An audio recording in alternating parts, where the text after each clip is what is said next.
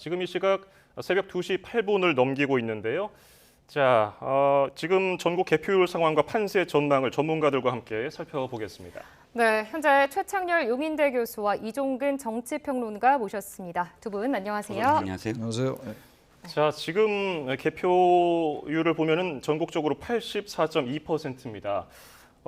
지금 윤석열 후보 48.7%, 그리고 이재명 후보는 47.8%. 엎치락뒤치락 굉장히 편차가 없어 보이는데 지금 이 차이가 좀 유의미하다고 보세요? 어떻게 보십니까? 지금 개표율이 거의 85% 가까이 되죠. 그리고 지금 이 득표율은 거의 1% 차이가 아직 안 나고 있거든요. 예. 0.9% 정도 포인트 차이 나는 것 같은데 아까 방송 3사가 이제 출구조사는 0.6% 포인트 차이로 이제 윤 후보가 이기는 걸로 나왔는데 예. 그러니까 아직은 지금 어느 후보가 완전히 당선 유력이다라고 얘기하기는 좀 어려울 것 같긴 한데 오차범위 내였죠. 예, 오차범위 내고 출구조사 자체가 오차범위 내였으니까. 예. 그러나 지금 이 현재 상태대로 본다면 그렇게 뒤집어지기 좀 어렵지 않을까. 알 수 없어요. 알 수 없습니다만 과거의 대선 같은 경우야 이 시간대쯤이면 벌써 확정이 거의 됐었을 거예요 아마. 예, 예. 근데 이번 선거가 이제 아주 특이하긴 한데 아까 51% 개표율 그 정도 때부터 조금 이제 윤 후보가 달라붙으면서 약간 크로스 같은 게 일어났었거든요. 예. 근데 그 이후로는 지금 계속 윤 후보가 리드를 뺏기지 않고 있는 상황이에요. 그래서 지금 개표율이 85% 가까운 상황에서 크게 바뀌지 않을 것 같긴 한데 일단 두고 봐야지 할 것 같아요. 여전히 박빙이라서요. 예, 예. 자, 지금 말씀 듣는 와중에 개표율 84.5%까지 올랐고요. 윤석열 후보 48.7%, 이재명 후보 47.8%. 그렇다면은 이종구 평론가께서는 지금 상황 어떻게 보고 계시는지요? 일단 우리가 대선 개표 방송을 보면 이 추세가 굉장히 중요한 것 같아요. 예. 처음에 이재명 후보가 시작할 때부터 좀 앞섰습니다. 그러다가 12시 반에 윤석열 후보가 크로스를 하면서 지금까지 리드를 계속 잡고 있습니다. 그러면 그 안을 좀 들여다보면 관내 사전 투표가 좀 먼저 개봉이 된 것 같아요. 그래서 우리가 계속 지금 주목하다시피 사전 투표는 확실하게 이재명 후보가 좀 앞서 있는 상황이 처음에 이재명 후보의 리드를 낳지 않았나 싶고요. 그 이후에 윤 후보가 조금 유리하다고 얘기하는 서초를 비롯해서 강남 일부 지역들이 개표가 되기 시작하면서부터 윤 후보가 리드를 다시 선두로 했고요. 지금 남아있는 지역, 사실 유불리를 따지기에는 서로 간에 유리한 지역, 불리한 지역이 서로 섞여 있기 때문에 어느 쪽이 완전하게 지금 이 앞서고 있는 어떤 지역, 앞설 수 있는 지역이 없습니다. 그래서 당선 확실히 아직 안 나오는 것 같고요. 지금 현재 26만 표 차인 것 같아요. 그러면 매직 넘버가 나머지가 다 합쳐도 이 표차를 이길 수 없을 때 이제 매직 넘버가 나오지 않겠습니까? 예. 네, 교수님 말씀처럼 사실 이 정도면 훨씬 전에 당선 확실히 나와야 됨에도 불구하고 워낙에 표차가 지금 적게 지금 이 근접해 있고 또 나머지 아직도 관내 사전 투표라든지 일부 이 2위인 후보에게 유리한 지역도 좀 남아 있어서 아직 끝까지 가봐야 될 것 같습니다. 예. 지금 저희가 이재명 후보의 자택 앞 상황도 잠깐 보여드렸었는데요. 취재진들도 보이는 것 같았었고요. 지지자들의 모습도 조금 보였었고요. 예. 지금 이재명 후보의 자택 앞입니다. 예. 오늘 지금까지도 앞서 개표 방송을 자택에서 보고 있는 것으로 저희가 알려지고 있는데 취재기자 전원에 따르면은 아마 오늘 새벽 늦게 상황실로 이동할 것으로 알려져 있습니다. 그만큼 지금 1, 2위 윤석열 후보와 이재명 후보의 격차가 굉장히 초접전 상황인 것을 방증하는 것이 아닌가 보여집니다. 자, 네, 이어서 윤석열 후보의 자택 앞 상황도 지금 보도록 하겠습니다. 예, 잠시 예. 뒤에 저희가 준비가 되면 한번 보도록 하고요. 예, 지금 윤석열 후보 자택 앞 역시 지금 북적거리는 모습입니다. 취재진들도 보이는 것 같고요. 이웃 주민들인가요? 지지자들도 보이는 것 같습니다. 네, 현재 개표율이 굉장히 초박빙인 상태입니다. 윤석열 후보가 앞서고 있는데요. 보시고 있는 곳이 현재 윤석열 후보의 서초동 자택 앞인데요. 원래는 이 자정쯤에 이동을 할 것으로 예상이 됐었는데 현재 시각 2시 12분을 지나고 있는 시점에서도 아직 자택에 머물고 있는 모습을 확인하실 수 있습니다. 예, 시청자 여러분 지금 우측 상단에 보시면은 개표 상황 85% 보이고요. 윤석열 후보와 이재명 후보의 그 득표율이 보입니다. 그것을 참고하시면서 보시면 지금 흐름을 더 이해하기 쉬우실 것 같습니다. 자, 전국 개표가 아까 이종근 평론가님 말씀하신 것처럼 개표 한 50% 정도 넘어가면서부터는 지금 계속해서 지금 화면에 보이는 것처럼 윤석열 후보가 조금 앞서고 있습니다. 하지만 접전 상황입니다. 현재 개표 84% 넘긴 가운데 윤석열 후보가 조금 앞서고 있고요. 네, 서울 지역으로 넘어가 보겠습니다. 현재 개표 상황이 83.7% 진행된 상황입니다. 윤석열 후보가 50.6%로 1위를 달리고 있고요. 뒤를 이어서 이재명 후보 45.7%로 2위로 보이고 있습니다. 예. 자, 양당의 전망을 보면요. 민주당은 한 1.5에서 3% 정도, 그 정도 포인트 차의 박빙 승리를 예상했고, 국민의힘은 조금 자신감을 내비쳤었어요. 한 10% 포인트 정도 승리를 했었는데, 지금은 약간 좀 근소한 차이로 계속해서 가고 있거든요. 이런 흐름은 어떤 요인이 있다고 볼 수 있을까요? 여러 요인이 있을 거예요. 예. 이제 예. 국민의힘에서는 생각보다 큰 차로 이긴다라고 예상을 했고, 그래서 일반적으로 그런 예상을 많이 했던 것 같아요. 저도 그렇게 생각했고, 예. 만약에 이재명 후보가 이기면 상당히 근소한 차로 이기고, 윤 후보가 만약 이기게 된다면 제법 큰 차로 이길 거다. 이제 그러한 것들이 지금 말씀하신 그 각 당이 예상했던 그 예상 득표율과 맞아 떨어진 얘기들이었는데, 예. 막상 아까 이제 7시 반에 방송 3사 그 출구조사는 0.6% 차로 윤 후보가 이기는 걸로 나오고, 예. 또 JTBC는 오히려 이제 순위 자체가 다르단 말이에요. 0.7% 포인트 차이입니다만 이재명 후보가 이기는 걸로 나왔기 때문에 그렇습니다. 굉장히 당황스러웠죠. 양당이 다 그랬을 거예요. 근데 그 당시는 아마 민주당이 워낙 좀 이제 박빙 열세를 인정하고 있는 상황이었기 때문에 민주당이 굉장히 환호가 일어나고 그랬었어요. 근데 지금 이제 개표율 50% 넘으면서 계속 리드를 이제 윤 후보가 하고 있는 상황이란 말이죠. 여러 가지 요인이 있을 텐데, 마지막에 이제 그 이재명 후보가 굉장히 절박하게 호소했던 것, 뭐 이런 것들이 요인이 좀 있을 것 같고, 따라붙었던 게 또 하나가 지금 결과를 최종 봐야지 알겠습니다만, 출구조사에 의하면 지금 20대가 이 젠더별로 완전히 갈렸어요. 갈리고 호남 같은 경우가 이재명 후보가 거의 압도적으로 출구조사에 의하면 이 지지율이 나왔단 말이에요. 지금 득표율이. 예. 그런 점이 이제 따라붙게 됐던 하나의 요인인 것 같긴 한데, 아까도 말씀드렸던 것처럼 다른 여러 요인이 또 윤 후보가 이길 수 있는 여러 요인이 있는 거란 말이죠. 그래서 아직은 확정적으로 얘기할 수 없다 하더라도 추세선이라는 것이 있거든요. 그러면서 볼 때 이 흐름이 크게 바뀌지는 않을 것 같다는 생각이 들어요. 일단. 예. 지난 19대 대선 때는 뭐 그렇지는 않았고 18대 대선 때는 그때도 꽤 박빙이라고 생각을 했었는데 이번 정도는 아니었던 이 정도 것 같아요. 18대 대선이 그때 3.5% 차이로 이제 박근혜 후보가 이겼어요. 그때도 그랬죠. 박빙이었어요. 예, 예. 그리고 이제 더 거슬러 올라가면 15대 때는요 1.3% 포인트 차이였어요. 예, 김대중 후보하고 이회창 후보가 싸웠을 때. 예.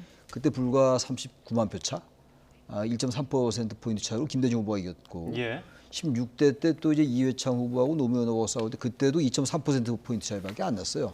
그러니까 지금 계속 이제 대통령 선거가 계속 박빙으로 이어져 있는 상황이에요. 그러나 이 정도로 0.6% 차이는 없었거든요. 예. 물론 최종적으로 어떤 몇 퍼센트 차이로 누가 이길지는 아직 모르겠습니다만, 기존에도 15대, 16대, 18대 다 이렇게 아주 근소한 차이였다는 걸 말씀드리고, 17대 선거가 이제 이명박 후보와 정동영 후보 차이가 많이 났었죠. 그랬죠. 그랬던 기억이 납니다. 예, 또 이종근 정치평론가님께 또 여쭤보겠습니다. 이 안철수 국민의당 후보와 윤석열 후보가 단일화를 했잖아요. 그 이후에 계속해서 좀 조사를 했을 텐데 앞서 저녁 7시 30분쯤에 출구조사가 발표될 때의 표정을 좀 보면 민주당과 이 국민의힘의 개표 상황실 표정이 좀 묘했습니다. 원래 가지고 있던 데이터의 출구 조사와의 이 일치 정도가 좀 이런 표정을 만들었을까요? 어떻게 좀 보셨습니까? 일단 아마도 이준석 대표가 그동안에 했던 그 언론에 했던 전망, 그러니까 두 자릿수 이상 이긴다, 10% 예. 이상 이긴다라고 이야기하고 호남에서도 30%를 뭐 상향 조정하겠다. 이것이 전체적으로 국민의힘의 선대위의 어떤 분위기를 좀 이완시킨 게 아닌가. 그래서 사실 야당 출입 기자들의 전언에 의하면 상당히 이 투표일 직전까지 굉장히 이 표정들이 밝고 그다음에 활기찼다는 거예요. 그런데 예. 도리어 그것이 국민들 또는 유권자들에게 오만하게 비춰진 것이 아니냐. 사실상 이 국민의힘이라는 정당이 계속 국민들로부터 심판을 받지 않았습니까? 예.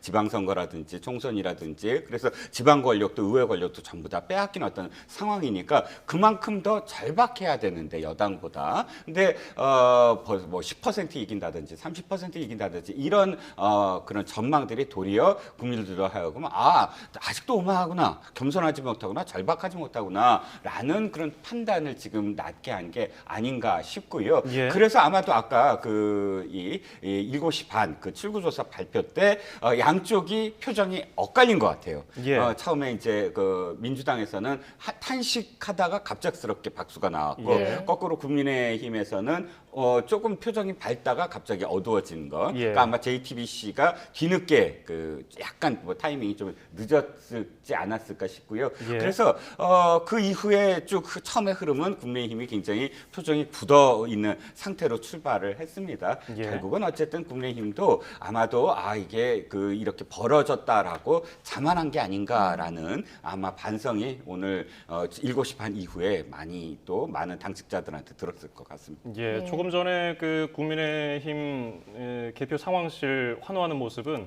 17시 반에 개표했던 그 순간이 아니고 출구조사 발표 순간이 아니고 그러니까 그 이재명 후보한테 지다가 윤석열 후보가 역전하게 크로스된 하는 그 순간 그때. 그 순간에 이제 환호하는 장면이 잠깐 나갔는데 그러면은 원래 그 국민의힘이 안철수 후보와 윤석열 후보가 단일화를 한 뒤에 그 어쨌든 조사를 각 당에서 하고 있었을 거란 말입니다. 그러다가 공표는 안 했겠죠. 근데 그 가지고 있던 데이터와 조금 괴리가 국민의힘에서 있었던 게 아닌가. 그러니까 아까도 제가 이제 기사를 보니까 예. 이른바 이제 그 깜깜이 기간 3월 3일, 3월 2일 날 조사한 것까지만 나올 수 있었으니까 그때 여러 이제 여론조사 기관들이 조사를 한 게 거의 예외 없이 윤 후보가 이기는 걸로 나와 있었던 거예요. 공표는 안 됐습니다만. 예. 그래서 대체로 이제 뭐 아는 사람들은 알았겠습니다만 한 5에서 6%, 7에서 8% 차이로 이기는 거 아니냐. 그리고 이제 좀 적게 보수적으로 본 이제 여론조사 기관은 한 4%포인트 정도 윤 후보가 이긴다. 뭐 이런 얘기들이 많이 있었던 게 사실이에요. 예. 그런데 이제 아까 말씀드린 것처럼 출구조사 결과는 그렇지 않았고 최종 결과는 아마 그 쭉 나왔던 그 조사 결과보다는 좀 좁혀져 있을 것 같긴 해요. 최종 결과가 어떻게 나올지 모르겠습니다만. 예. 지금 여기 보니까 포털에 이제 윤석열 후보 유력이라고 뜨기 시작했는데 예. 여기 네이버에는 보니까 아무튼 이제 여러 가지 요인이 있을 거예요. 뭐 차차 분석을 해야 되겠습니다만 단일화가 좀 늦게 됐잖아요. 3월 3일 날. 예. 그 여론조사는 3월 2일 날까지만 할 수 있었던 것이고 공표가 아마 그래서 단일화의 컨벤션 효과는 좀 제한적이지 않았을까. 일단 단일화하고 난 다음에 윤 후보가 좀 이기는 게 나오면 그 이른바 컨벤션 효과를 볼 수 있었는데 예. 그게 이제 그걸 알 길이 없었던 거 아니에요. 3월 3일 날 단일화를 했기 때문에 그런 점이 이제 국민의힘으로서 좀 아쉬웠을 겁니다 아마. 그래서 아마 이런 박빙으로 된 것도 그런 원인이 하나 있었을 것 같기도 하고. 예. 또 하나 우리 이종훈 평론가께서 잘 설명하신 것처럼 저도 그렇게 봤어요. 8% 이긴다라고 얘기하는 거 이제 밴드웨건 효과 같은 걸 노릴 수 있는데 선거는 결국은 절박하게 보이는 쪽의 유권자들이 특히 이제 표심이 아직 정해지지 않은 중도층 유권자들은 글로 표가 가게 돼 있어요. 양쪽에 확고한 정체성이 있는 지지자들은 여간해서 바뀌지 않죠. 바뀌지 않습니다만 아주 절박하게 보이는 쪽 이재명 후보가 아주 뭐 3표 뭐 몇 표 뭐 이런 얘기 많이 했단 말이에요. 그런 부분들이 이제 좀 상당히 격차가 좁혀진 그런 결과가 아니었을까라는 생각도 들기도 하는데 예. 역시 중요한 거는 이번 선거는 정권 교체란 큰 어떤 선거를 전체를 관통하는 커다란 정권 교체라는 게 하나 있었고 역시 대장동 사건이 전 컸다고 봐요. 뭐 결과는 어떻게 될지 모르겠습니다만 그 부분들이 양쪽이 다 얘기했습니다만 기본적으로 이재명 후보가 성남시장 할 때 있었던 일이기 때문에 아마 그런 점들이 만약에 이재명 후보가 만약 패배한다면 또 윤석열 후보가 승리한다면 그런 요인도 하나가 되지 않았을까라고 생각합니다. 그러면은 지금 교수님이 대장동 얘기를 해주신 김에 네. 관련해서 계속해서 질문을 이어가 보면은 선거 이후에도 결국 특검을 계속해서 해야 된다고 주장을 했어요. 이재명 후보와 윤석열 후보가 그거 가지고서 또 TV 토론에서 언쟁을 벌이기도 했고요. 어떻게 될까요? 흐지부지 될까요? 아니면 계속해서 그게 진행이 될까요? 중요한 건 양 후보 뭐 당선인이 됐든 아니면 지는 후보든 그 두 사람의 의지가 중요한 게 아니라 국민들의 요구가 더 중요한 것 같아요. 예. 자, 사상 초유의 일입니다. 어떤 일이냐면 진실은 하나가 있는데 양쪽이 다 각각의 녹초록을 갖고 다른 해석을 하고 있어요. 그러면 중요한 건 국민들은 진실을 원합니다. 그런데 그것이 언제나처럼 예를 들어서 5년 전에 5년 전이 아니죠. 그 2007년 선거에서 우리 한번 겪어봤잖아요. BBK를 갖고 1년 동안 사실 그 의혹을 되풀이했습니다. 특검 이루어졌습니다. 어떻게 됐죠? 국밥 한 그릇 먹고 특검은 유야무야됐다라고 결과 그렇게 나오지 않았습니까?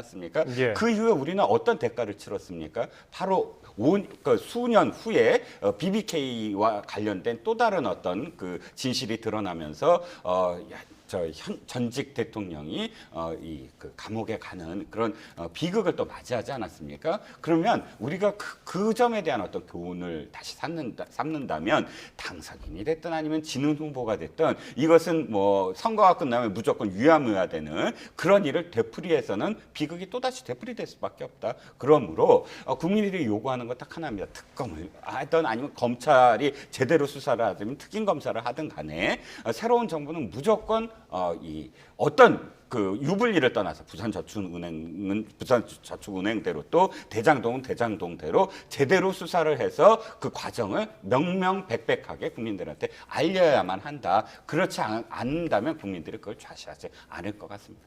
예, 알겠습니다.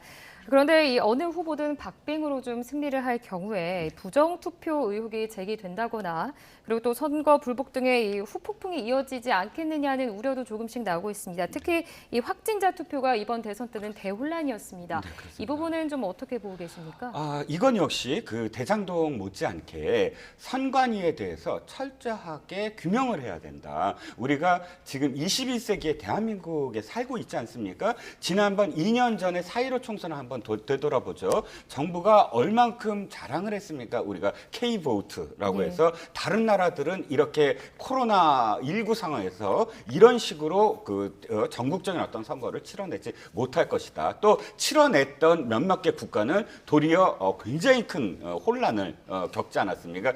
이 코로나19가 더 확산이 돼서. 그런데 그때 당시에 그렇게 자랑을 했다면 우리가 지금 사전 투표에서 그런 그러니까 문명 국가에서 벌어질 수 없는 소쿠리에 뭐 투표함을 담으라든지 또 투표용지를 받았더니 이미 기표된 투표용지를 받았다든지 이런 일이 벌어지지 않았을 겁니다. 가장 그 순간이 최악이었던 건 선관위가 신뢰도를 잃으면 앞으로 민주주의가 흔들릴 수밖에 없어요. 그 어떤 결과도 믿을 수 없지 않겠습니까? 예. 그러므로 지금 확진자 투표와 관련해서도 그렇고 또 이 선관위 끝난 그런 투표함이 사무국장 방에 또 더군다나 CCTV를 가려는 상황에서 사무국장 방에 있었던 그런 그 사건도 그렇고요. 여러 가지를 다 규명을 하고 책임자는 책임을 져야 되고요. 앞으로 이런 일이 벌어지지 않으려면 어떻게 해야 되는지에 대한 정확한 시스템을 다시 한번 바꿔야 된다. 그래서 선관위와 관련된 것은 규명을 꼭 해야 된다고 생각합니다. 예, 그 부분은 여야 모두 할 것 없이 질타를 했고요. 대통령도 언급을 하면서 국민적인 또 그런 공분을 샀는데 투표율은 참 묘했어요. 지난 19대 대선 때는 77.2%였는데 이번에는 0.1%포인트가 낮으면서 뭐 거의 같다고 해도 과언이 아닌 그런 수준이 나왔는데 여야 모두 투표율이 높냐 낮냐를 두고서 좀 유불리를 따지잖아요. 이번에는 뭐 그런 영향이 있었을까요? 아니 양당이 다 이제 투표율을 독려를 많이 했죠. 그렇죠. 민주당은 민주당대로 투표율이 높아야지 이긴다라고 얘기하고 예. 국민의힘도 마찬가지인데 객관적으로 볼 때 투표율이 높은 게 국민의힘한테 유리하게 봤어요. 특히 이제 정권 교체로는 제가 또 말씀드리는데 이번 선거를 관통했던 그 이슈는 분명히 정권 교체론이었어요. 그럼 국민의힘에서 주장하거나 뭐 민주당이 주장하는 걸 떠나서 말이죠. 정권 교체 여론이 워낙 높기 때문에 투표율이 높은 게 아무래도 정권 교체 여론이 반영된다고 본다면 당연히 논리적으로 볼 때 국민의힘이 유리할 수 있죠. 예. 저는 사실 개인적으로 한 80%까지 갈 수 있다고 생각했었어요. 사전 투표율이 아무리 이제 분산 투표 효과라 하더라도 예. 워낙 높았기 때문에 한 80%쯤 될 줄 알았더니 오히려 낮았어요. 지난 19대 대선은 77.2%였는데 낮았는데 아마 그 낮은 게 지금 현재로서는 물론 윤 후보가 좀 앞서고 있는데 윤 후보가 생각보다 예상들보다 일반적인 예상보다 차이가 좀 작았던 게 아닌가라는 생각도 들어요. 예. 예. 또 이번 대선의 최대 변수라고 또 생각을 할 수가 있는 부분입니다. 역시 20% 내외를 오르내리는 이 부동층과 또 2030 세대들의 표심 잡기 이번 대선에서 좀 관건이었는데요. 이 부분에 대해서 좀 이들의 표심의 흐름, 지금까지의 상황을 보셨을 때 어떻게 좀 보고 계십니까? 일단 첫 번째는 2030의 표심이 지금까지와 너무나 달랐다는 거예요. 예. 기억하시겠지만 최근에 어떤 흐름들을 보면 이재명 후보의 이 지지율은 여론조사상에서의 지지율은 사실 등락이 크게 등폭이 크지 않았어요. 그래서 예. 그걸 보통 박스권에 계속 갇혀 있다라고 표현을 했고 상대적으로 윤석열 후보는 굉장히 지지폭이 컸거든요. 굉장히 그 지지율이 높았을 때는 40% 초반대를 더 웃돌았던 적도 있고 또 지지율이 낮아졌을 때는 30% 초반이나 20%대까지 낮아진 적도 있어요. 그만큼 큰 폭으로 출렁거렸는데 이유를 들여다보면 예. 40대, 50대, 60대는 한 번도 그렇게 그 양쪽 다 움직인 적이 없어요. 그러면 2030이 움직였다는 거거든요. 즉 이준석 대표와의 갈등이 있었을 때 사실 윤석열 후보가 지지율이 빠졌던 건 그만큼 2030이 이준석 대표를 지지했던 어떤 상황도 있었고요. 또 지지율이 다시 올랐을 땐 이준석 대표를 다시 포용했을 때 지지율이 올랐고 이런 것들이 사실상 지금까지 국민의힘이 지선과 총선에서 계속 졌던 이유는 국민의힘이라는 정당 자체가 굉장히 기득권이고 노세하고 꼰대 정당이고 이런 식의 이미지들이 굉장히 강했거든요. 그런데 어쨌든 이번에 2030 남성들의 지지를 받으면서 상당히 희석됐다. 그들의 지지를 받기 위해서 사실은 그들의 어떤 표현을 그대로 빌려서 숏폼이라든지 혹은 뭐 여러 가지 어떤 AI라든지 이런 시도들을 계속 했거든요. 그렇기 때문에 지금까지 이 민주당과 국민의힘이 한쪽은 젊은 정당, 한쪽은 노세한 정당 이런 식의 구도를 타파할 수 있었다. 그래서 2030의 지지를 받았는데 단점으로 본다면 그 속에서도 젠더 갈등이 사실 이번에 굉장히 두드러지게 그렇죠. 나타났다는 거예요. 뒤늦게 어쨌든 이재명 후보가 전체를 다 아우르려는 어떤 전략에서 아니다. 우리가 2030 여성으로 가자라고 해서 뭐 여시라는 어떤 그런 커뮤니티에도 들어가고 적극적으로 구애를 한 것이 이 지금의 어떤 박빙의 결과를 또 낳았던 것 같고요. 그래서 어느 후보든 이제 젠더 갈등, 그러니까 세대 갈등, 뭐 지역 갈등, 계층 갈등만이 아니라 이제는 젠더 갈등을 어떻게 해결하느냐가 다음 정부에서도 문제가 될 것이고 또 다음 총선에서도 상당히 이슈로 부각될 것 같습니다. 예. 예. 자, 지금 이재명 후보의 자택 앞과 윤석열 후보의 자택 앞 상황을 분할해서 보여드리고 있습니다. 지금 대담을 나누는 가운데 개표는 88.7%까지 높아졌고요. 윤석열 후보 48.6%, 그리고 이재명 후보는 47.8% 득표율을 보이고 있습니다. 자, 지금 2030 세대 그리고 젠더 갈등이 투표에 미치는 영향에 대해서 이야기를 나눴는데 이제 6월 1일 지방선거가 이제 3달도 안 남았습니다. 그러면 지금의 이런 그 젠더 갈등 그리고 2030의 그 흐름 계속해서 이어질 거라고 보세요? 6월 달이래야 뭐 얼마 남았나요? 얼마 남았죠? 그리고 이제 우리가 보통 일반 이제 정치 선거 이론 쪽으로 볼 때 예. 후광 효과라는 게 있어요. 그러니까 선거가 이제 지금 대선이 끝나고 6월 달에 이제 지방선거니까 불과 뭐 석 달 차이도 안 나잖아요. 이런 게 전형적인 후광 효과예요. 예. 이럴 땐 거의 이제 앞선 선거의 큰 전국 규모의 선거를 말씀드립니다만 앞선 큰 전국 규모의 선거에서 이긴 정당이 그 다음 선거도 이길 확률이 대단히 높아요. 예. 물론 그 사이에 또 엄청난 새로운 변수나 환경이 바뀐다면은 역동적으로 다른 변수가 생긴다면은 뭐 이런 이제 이른바 이런 경로우전성 같은 게 깨질 수가 있습니다만 대체로 그렇게 돼 왔거든요.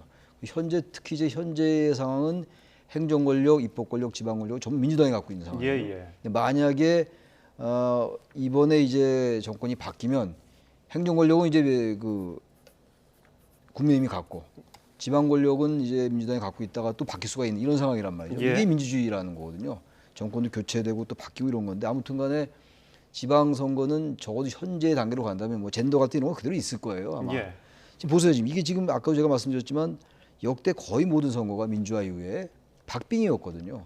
그러니까 우리나라 선거 구도가 미국도 마찬가지긴 해요, 사실은. 예. 대통령제가 실시되는 한 이러한 진영 대결은 사실 불가피한 면이 있거든요. 전 그래서 좀 다른 말씀입니다만 이번 선거에서 정치 담론이 잘 안 나왔었어요. 예. 이재명 후보가 마지막에 정치 담론을 막 쏟아냈는데 그게 너무 조급했다는 느낌이 들고 예. 특히 안철수 후보와의 단일화나 연대를 의식해서 27일 날 의원총회를 일요일 날 열고 그랬단 말이죠. 예. 그러고 나서 3월 2일 날 김동연 후보와 단일화를 했는데 그때 많은 정치 담론이 나왔어요. 다 좋은 것들이었습니다. 이러한 것들이 좀 선거 초반에 나와서 이슈를 선점했으면 선거 결과가 어떻게 달라질지도 몰라요. 근데 너무 정치 담론이 늦게 나왔고 결과적으로 아무튼 누가 이기더라도 이 정치 문제를 이대로 가면 안 된다.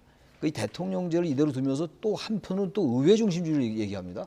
다 이 모순된 얘기들이거든요. 예. 또 그러면 다당제 연립제를 얘기해요. 다당제 연립정부를 얘기하면서 대통령제 그대로 갖고 가자. 4년 중임제. 이 적어도 정치학 이론을 볼 때 하나도 맞지 않는 얘기들이거든요.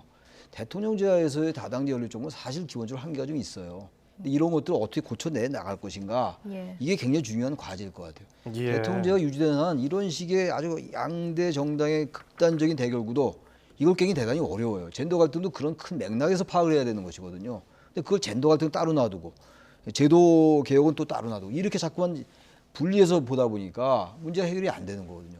다들 통합을 얘기하고 있습니다만 과연 이런 상황에서 통합이 제대로 될 것이냐. 예. 그리고 1% 차이도 안 나는 이런 선거 결과를 가지고 이건 뭐 여당이건 야당이건 정말로 유념해야 될 부분이라고 생각합니다. 예.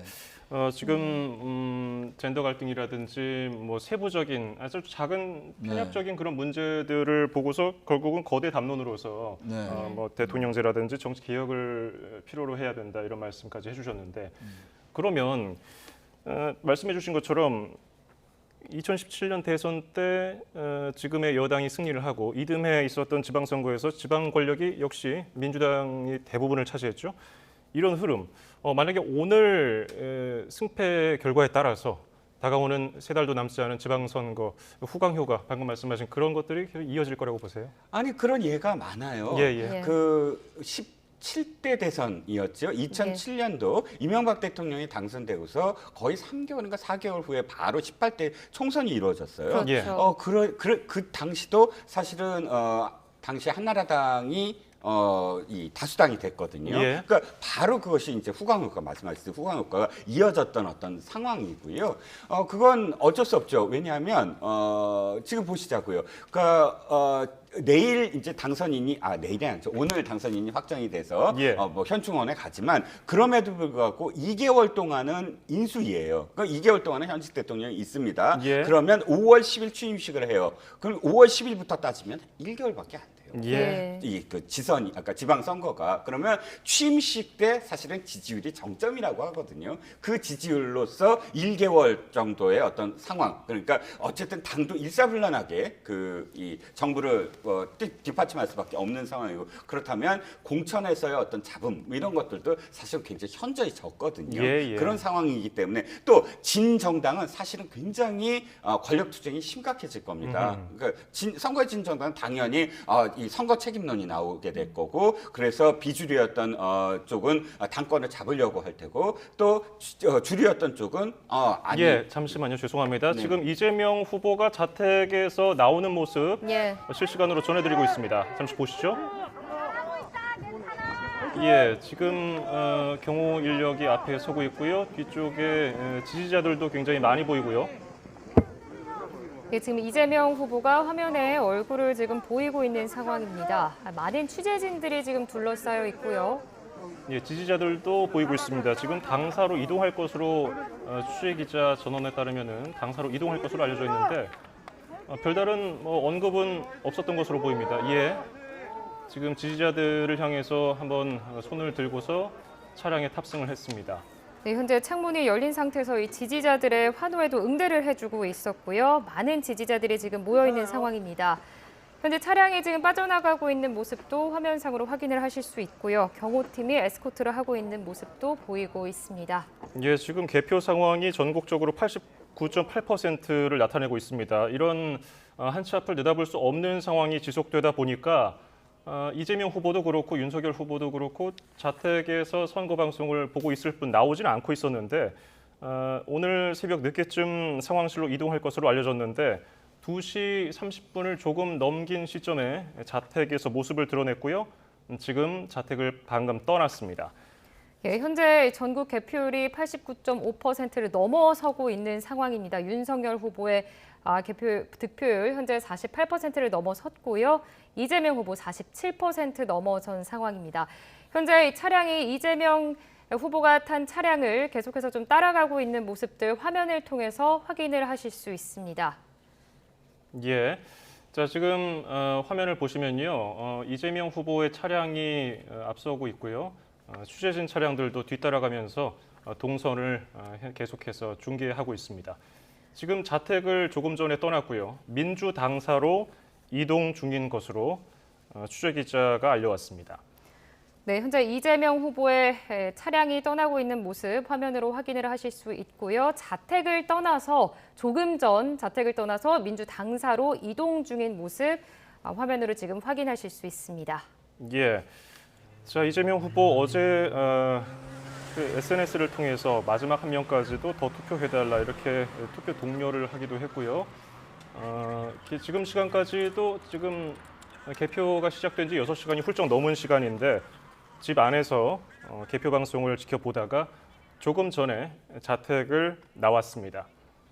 예, 지금 차량 모습과 뒤에 경호 인력도 보이고요.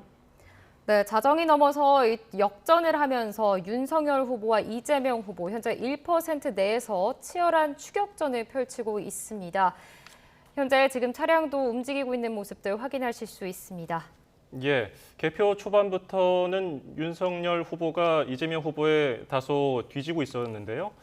개표 한 50%를 넘기면서 윤석열 후보가 조금 앞서가기 시작했고 지금 이 순간까지 지금 그러니까 개표가 90.2%를 넘긴 이 순간까지도 조금 앞서고 있습니다. 그 차이는 1%포인트가 안 됩니다. 네, 현재 개표율이 지금 굉장히 좀 올라가고 있고 윤석열 후보가 앞서고 있습니다. 1위로 윤석열 후보가 올라선 지 이제 2시간 가까이 지나고 있는데요. 조금씩 표차가 조금 벌어지고 있는 상황이죠. 1% 내에서 지금 접전을 하고 있는 상황입니다. 예, 그렇습니다. 지금 계속해서 이재명 후보가 탄 차량이 민주당사로 이동하는 모습 보여드리고 있습니다. 지금 신호에 걸려서 잠시 멈춰 있는데요. 민주당사로 이동한다는 취재기자의 전원이 들어왔습니다.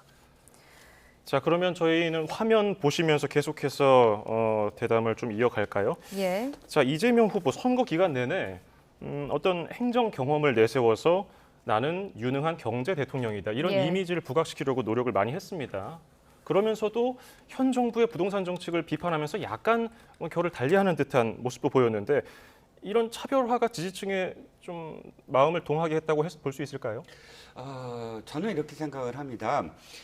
역대 어떠한 대선에서도 사실은 정권 교체를 원하는 비율이 높아요. 예. 이게 5년 단임제의 어떤 숙명입니다. 4년 중임제였다면 이 정권이 또다시 무엇인가를 할 수 있다는 기대감이 있는데 5년 단임제는 이 정권은 다음이 기약되지 않아서 바로 레임덕이 올 수밖에 없어요. 예. 그러면 이 정권의 지지자, 그러니까 이 진영의 지지자였다고 하더라도 정권 교체라는 것에 손을 들어줍니다. 그런데 두 번에 걸쳐서 정권 승계를 했잖아요. DJ에서 노무현, 또 예. 이명박에서 박근혜. 그런데 들여다보면 그 안에 노무현이나 혹은 박근혜 후보들은 그 전 정권에 있어서 또 진영에 있어서 비주류들이에요. 그리고 상당히 당시의 어떤 대통령에 대해서 좀 더 각을 세웠던 후보들이 많아요. 즉, 박근혜 후보 같은 경우 이명박 대통령 시절에 사실 야당보다 더 야당이었다라는 평가를 받아요. 그렇기 때문에 정권 교체를 원하는 사람들도 박근혜 후보를 거의 야당처럼 여기게 되는 어떤 예. 상황이었거든요.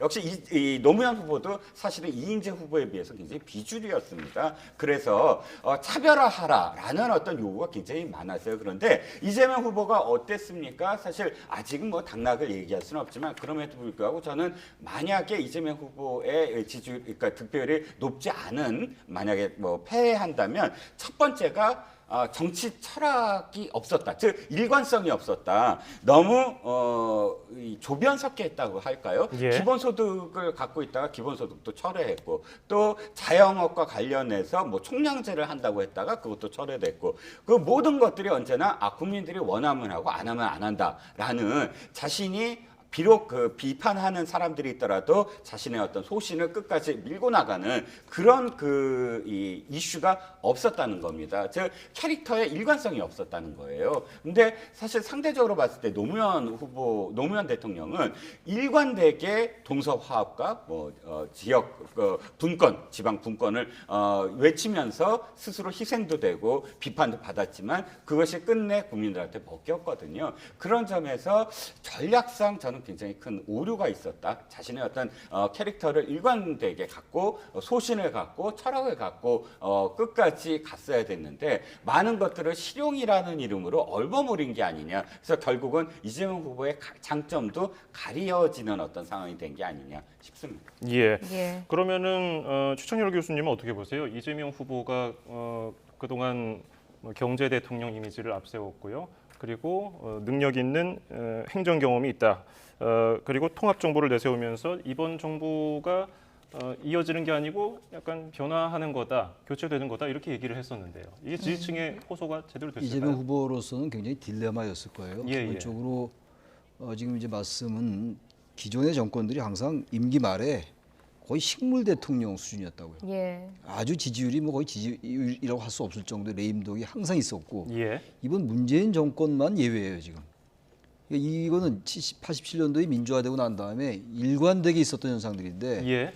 문재인 정부의 지지율이 문재인 대통령의 지지율이 더 높았단 말이에요. 이재명 후보의 지지율보다도. 예. 다시 말하면 친문 지지자들 다 앉지를 못했어요. 나중에 이제 분석에 따라 좀 다를 수 있습니다만 윤 후보와 안 후보의 단일화가 되면서 친문이 이제 결집했다라는 분석은 가능하다 하더라도 그러니까 기본적으로 정권과의 차별을 하기에는 너무 위험부담이 많은 거예요. 왜냐하면 현재 대통령이 지지율이 높으니까.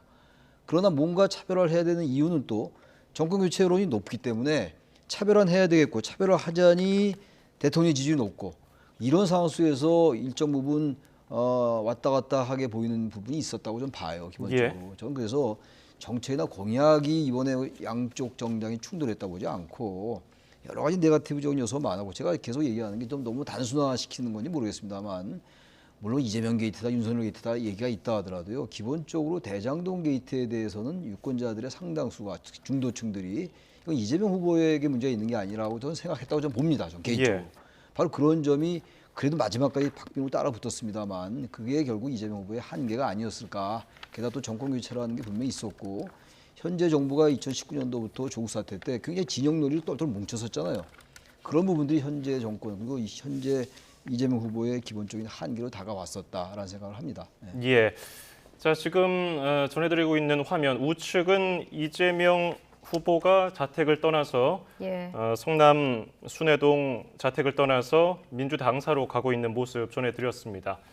지금 화면은요 윤석열 후보의 자택 앞입니다.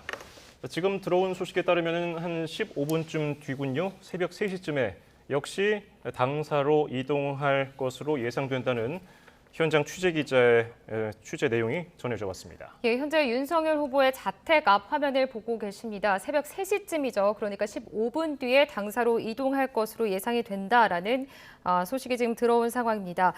자택 앞에 움직임이 포착이 됐기 때문에 화면을 보면서 상황을 좀 전해드리겠습니다. 많은 관계자들과 지금 경찰 병력이 배치가 된 상황이고요. 지금 화면에 윤석열 후보의 서초동 자택 모습 보이고 있습니다. 이 자택 구조상 안에서 나와서 1층으로 또 나와서 차를 탈 수도 있고 지하 주차장으로 나오는 방법도 있다고 합니다. 예. 네, 현재 화면상에 포토라인도 아까 이제 잡혀 있었던 모습을 보셨고요. 예, 현재 말씀드린 대로 윤석열 후보의 서초동 자택 앞입니다. 원래는 자정쯤에 이동을 할 것으로 예상이 됐었는데 현재 시각이 2시 46분 지나고 있습니다. 3시 정도에 이제 당사로 이동할 것으로 예상이 되고 있습니다. 예, 이런 가운데 지금 시청자 여러분 화면 우측 상단을 보시면은 개표가 지금 91.2%를 넘어섰습니다. 종반을 향해서 가고 있는데요. 윤석열 후보 48.7%, 현재 조금 앞서고 있고요. 이재명 후보 47.8%로 뒤를 쫓고 있습니다. 지금 개표율을 90%를 넘긴 가운데 이재명 후보는 이미 자택을 떠나서 현재 당사로 가고 있고요.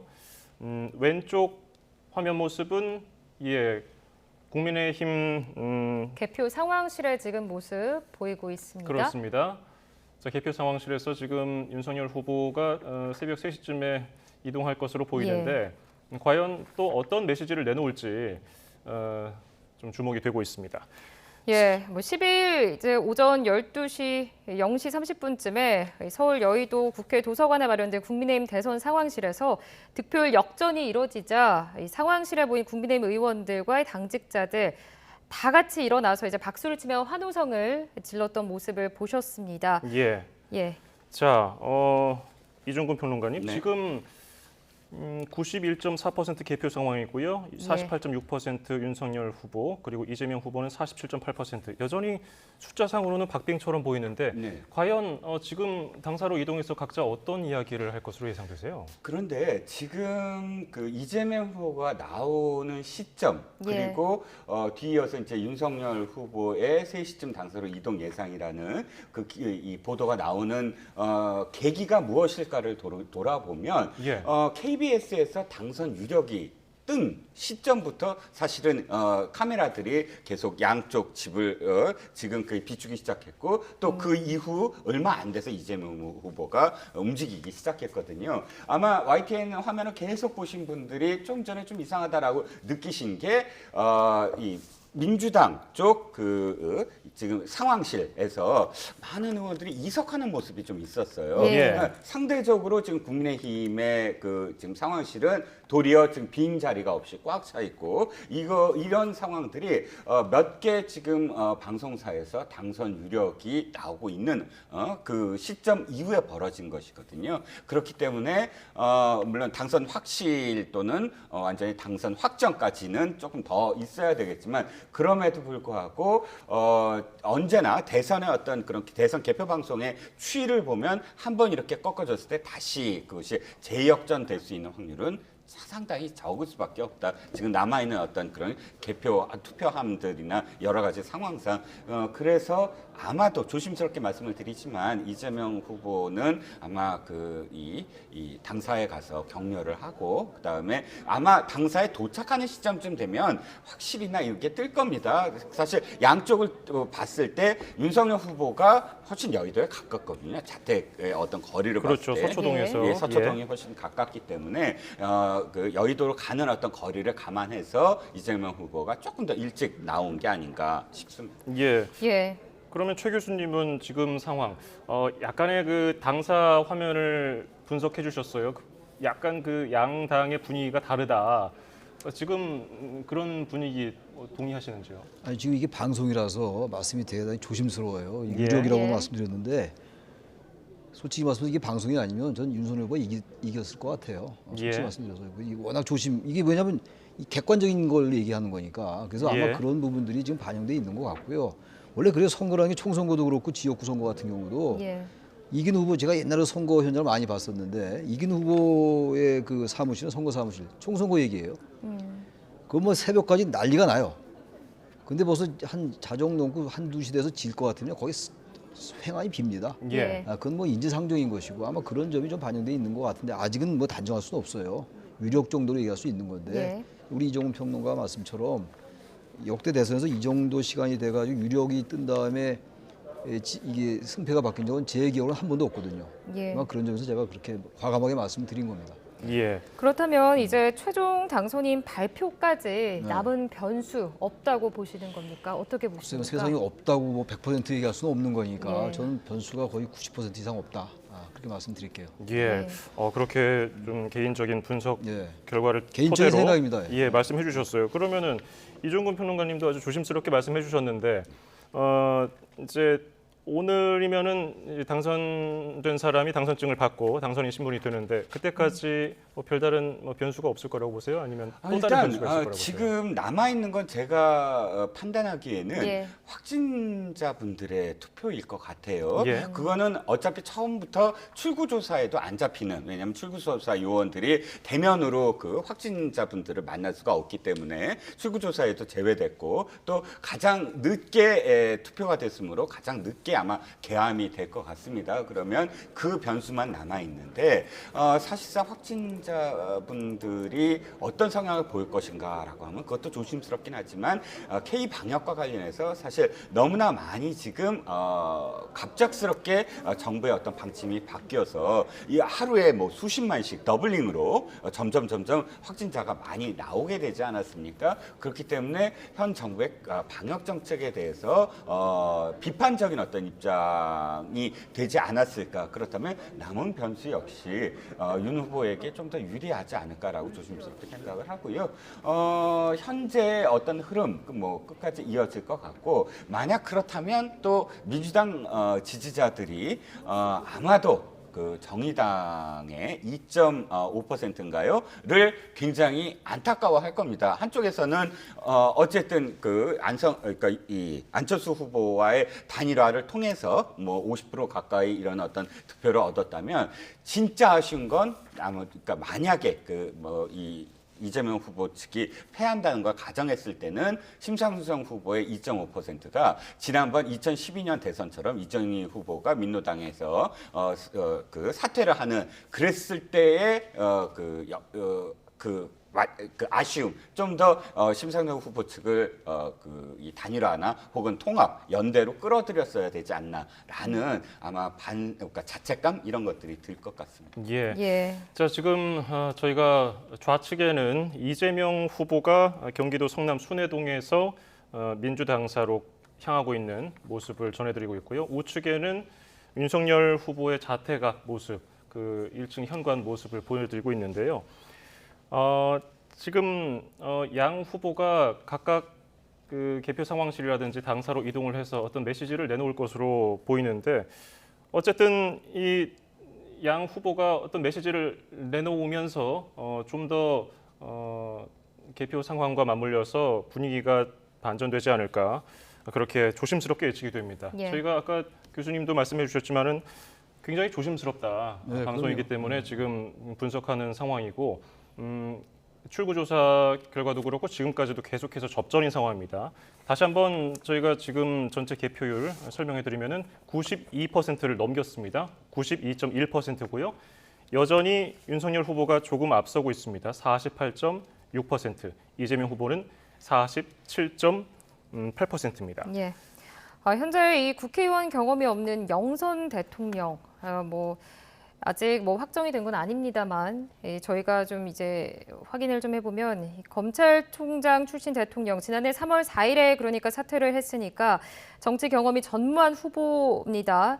현재 이 정치사에서는 찾아볼 수가 없는 사례인데요. 이 부분에 대해서는 좀 어떤 의미를 갖고 있다고 보십니까? 사실 그렇게 정치 경력이 전혀 없는데 뛰어든 많은 분들이 있어요. 예. 이를테면 정주영 명예회장 예. 역시 기업인인데 갑작스럽게 정치에 뛰어들어서 바로 대통령 후보로 나왔거든요. 예. 또 다른 분도 있죠. 문국현 후보 창조한국당을 만들었고 대통령 후보로 바로 뛰어들었습니다. 경력 전혀 없었고요.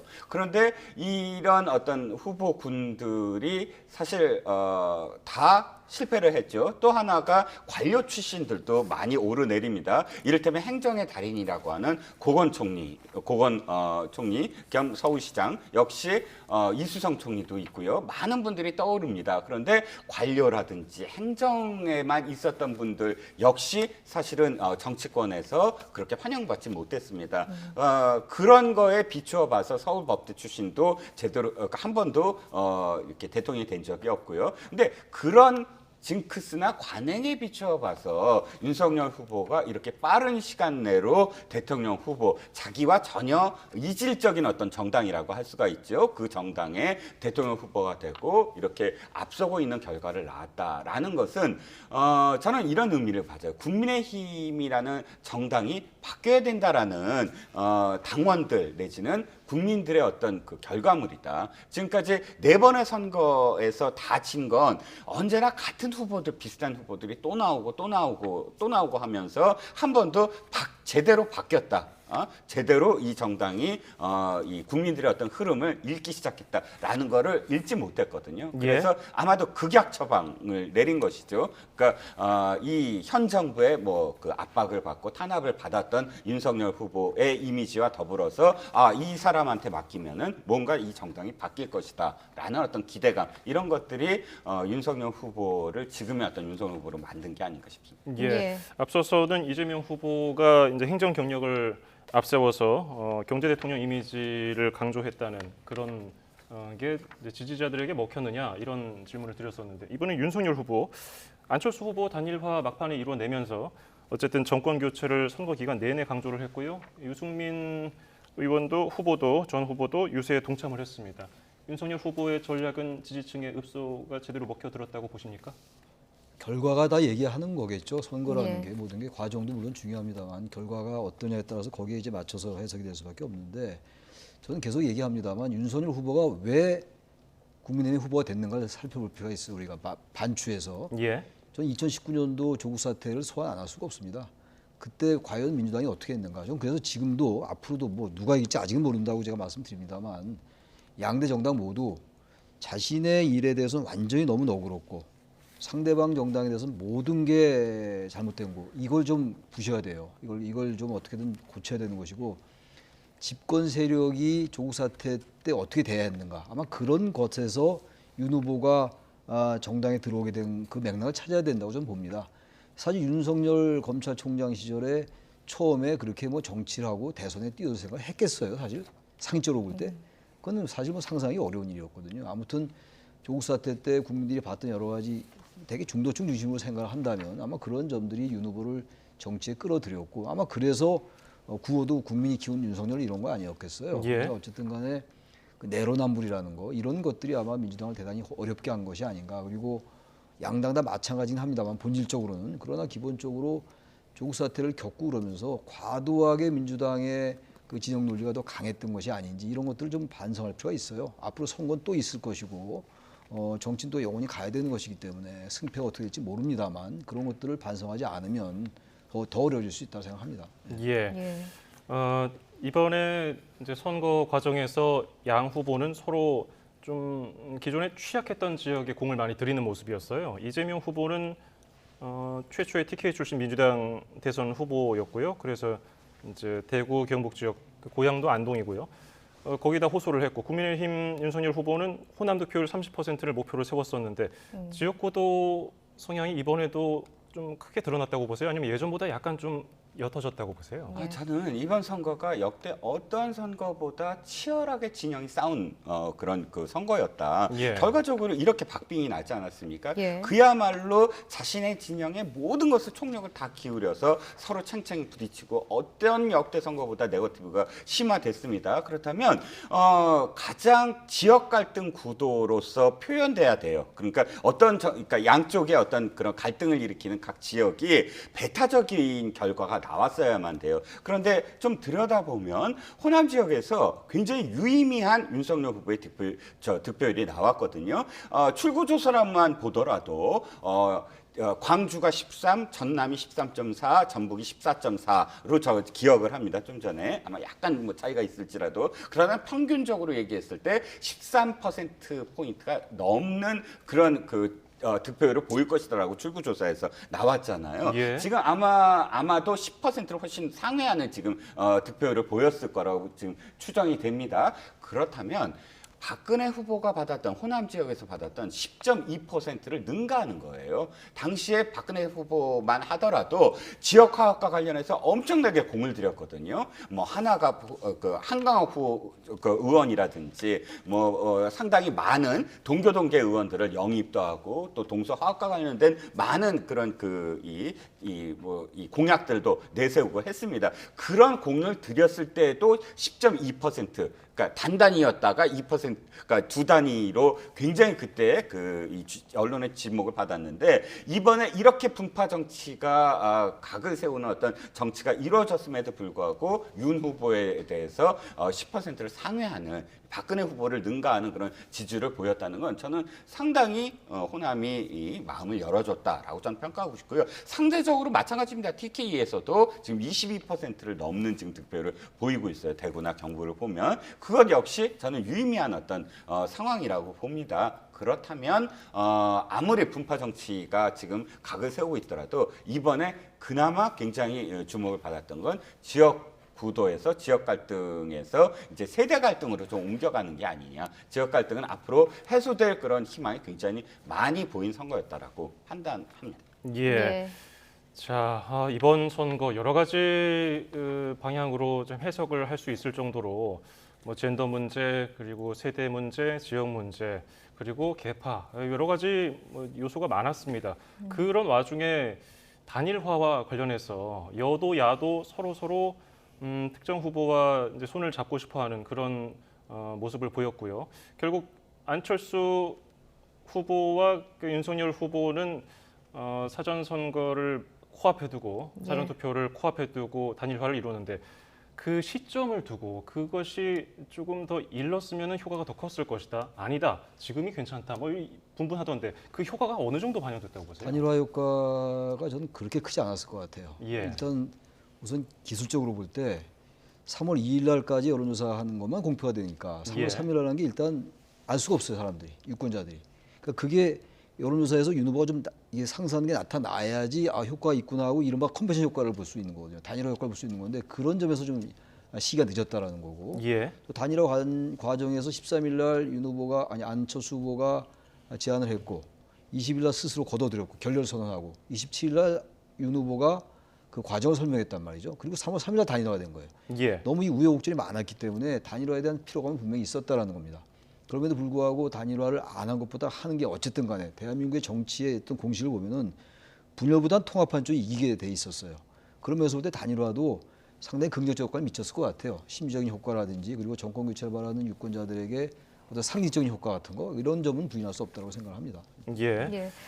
이 단일화 문제와 함께 또 이번 대선은 양측 모두 배우자들의 대국민 사과까지 할 만큼 배우자들의 리스크가 좀 컸던 대선이었던 것 같습니다. 당선인의 경우 배우자도 함께 또 대중 앞에 서야 할 텐데 이 부분에 대해서 좀 어떻게 보고 계십니까? 일단 양 배우자 모두 사실상 법적인 문제들이 좀 걸려 있어요. 물론 정도의 예. 차이는 있겠지만 그런 상황들 속에서 아마도 어떤 후보가 되든지 간에 그 문제가 다시 돼도 될 것 같아요. 그렇다면 윤석열 후보 측에서도 자숙하겠다. 그리고 만약에 당선되더라도 부인의 아내 어떤 대통령의 아내 역할에 충실하겠다라고 이미 공식적으로 이야기한 상태에서 그러니까 벌써 당선된 이후에 공식적인 활동을 먼저 재개를 한다. 그렇다면 국민들의 어떤 눈초리가 그렇게 곱게 느껴지지 않을 것 같거든요. 예. 이재명 후보도 역시 마찬가지고요. 이재명 후보는 이 최신 효과라고 보여집니다. 그러니까 이 김건희 씨 측의 어떤 리스크는 굉장히 초반부터 6월 달부터 시작이 된 어떤 리스크였다면 김혜경 씨의 어떤 리스크는 가장 최근에 아주 첨예하게 매일같이 새로운 어떤 의혹들이 가중됐었거든요. 그렇기 예. 때문에 어느 후보의 부인이든 당선된 이후에 어떤 행보, 이런 행보들은 굉장히 조심스러울 수밖에 없을 것 같고요. 다만 예를 들어서 현충원 참배 이런 이런 행사 같으면 사실상 뭐 같이 가더라도 굉장히 경건한 그런 뭐 묵념을 하고 새로운 어떤 무엇인가를 하겠다라는 어떤 행사지만 예를 들어서 뭐 당선 축하 모임이라든지 이런 그런데 만약에 같이 동반한다 그러면 눈초리를 받을 수밖에 없지 않을까 싶습니다. 예. 자, 지금 전해드리고 있는 화면은 이재명 후보가 자택을 떠나서 선거 개표 상황실로 향하고 있는 모습입니다. 조금 전에 2시 30분을 좀 넘긴 시각에 자택에서 나왔으니까요. 성남 순회동에서 출발해서 여의도까지 도착하는데 거의 이제 도착을 한 것으로 보여집니다. 예, 여의도에 들어선 것으로 보이는군요. 예, 현재 시각 3시 6분을 지나고 있습니다. 개표율 현재 93.2%까지 올라간 상황이고요. 윤석열 후보 48.6% 득표율로 1위를 보이고 있고요.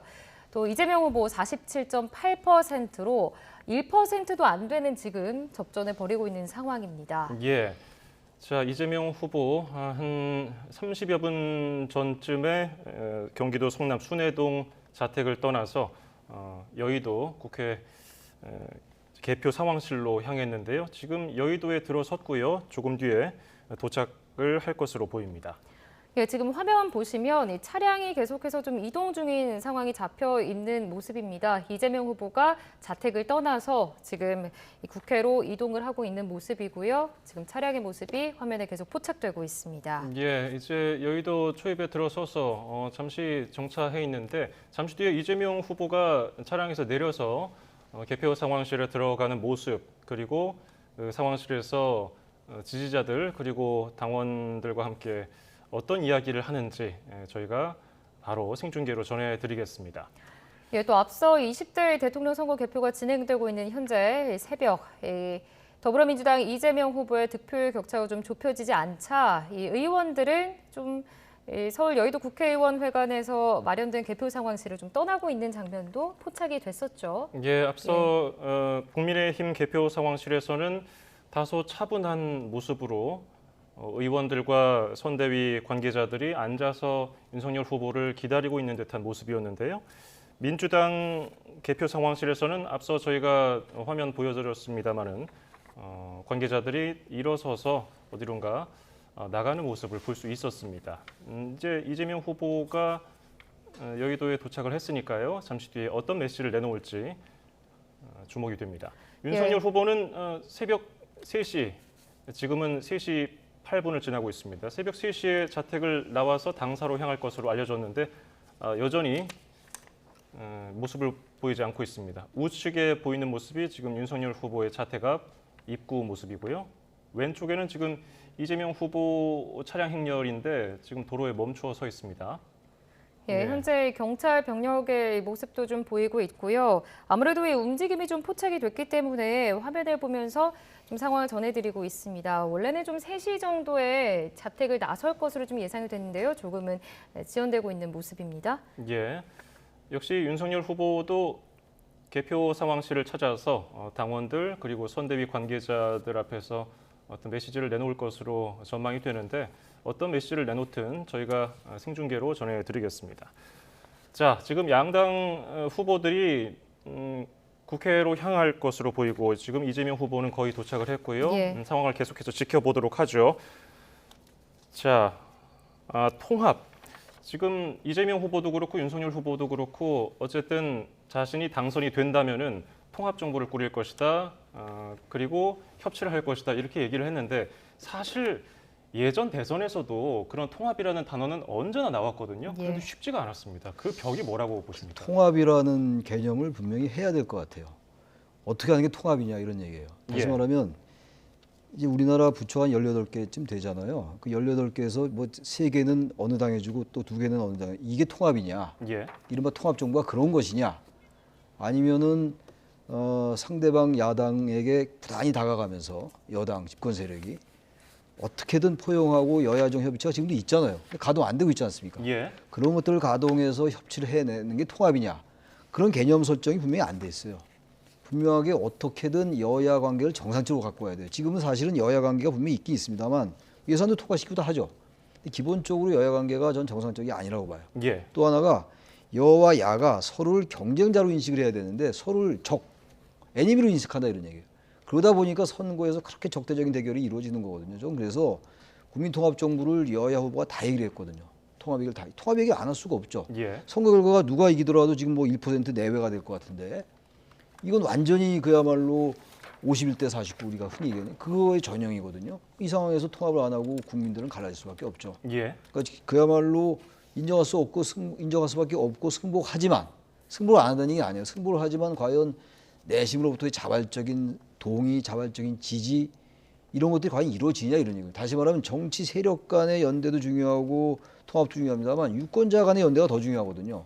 유권자 간의 협치나 연대가 될 때 정치 세력이 융합할 수 있는 거란 말이죠. 그래서 저는 정치 세력, 집권 세력의 어떤 지도자가 그런 인식을 가지면 저 상당 부분 해소될 수 있다고 봐요. 내각을 무조건 통합한다고 해서 내각제가 아니란 말이에요. 지금 그게. 그래서 전 쉽지 않다고 보고 통합의 개념을 좀 달리해서 야당과 여당이 같이 가는 거, 자주 만나고 너무 거창하게 생각하지 말고 여당과 야당이 대통령과 야당 대표가 만나는 게 엄청난 유수가 되잖아요. 그 유수가 예. 될 필요가 없는 거예요.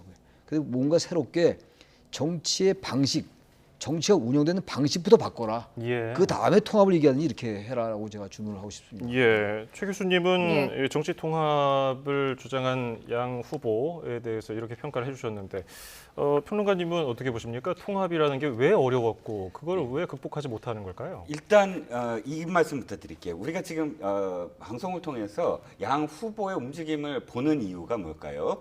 당선자의 당선 소감을 듣기 위해서일까요? 예. 저는 아니라고 봅니다. 바로 패배한 사람의 승복 선언을 보기 위해서 사실은 이걸 보는 것이거든요. 예. 당선자의 당선 소감은 너무 당연한 것이지만 패배자가 얼만큼 진정성 있게 승복을 하느냐 거기서부터 사실은 통합은 출발을 하거든요. 그렇기 때문에 그 장면이 훨씬 더 지금 사실 주목해야 될 상황으로 보이고요.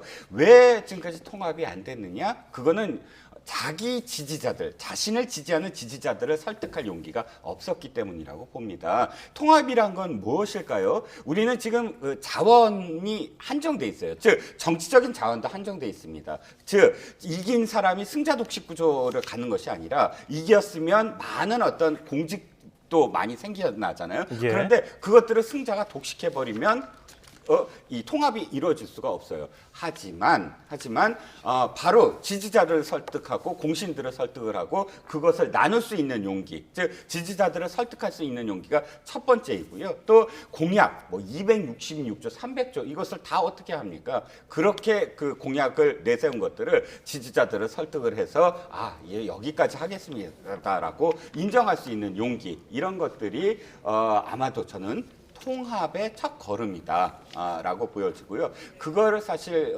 실현했던 그런 그 대통령도 많죠. 노무현 대통령도 사실 자신의 어떤 진영과 전혀 진영의 이념과는 다른 한미 FTA라든지 또 이라크 파병이라든지 이런 것들을 실질적으로 행하지 않았습니까? 그러니까 저는 앞으로의 어떤 대통령도 지지자들을 설득할 수 있는 용기와 그 실천력 내 것을 나눌 수 있는 그 실천력을 보일 때만이 통합의 정치로 이루어질 수 있다라고 생각을 합니다. 예.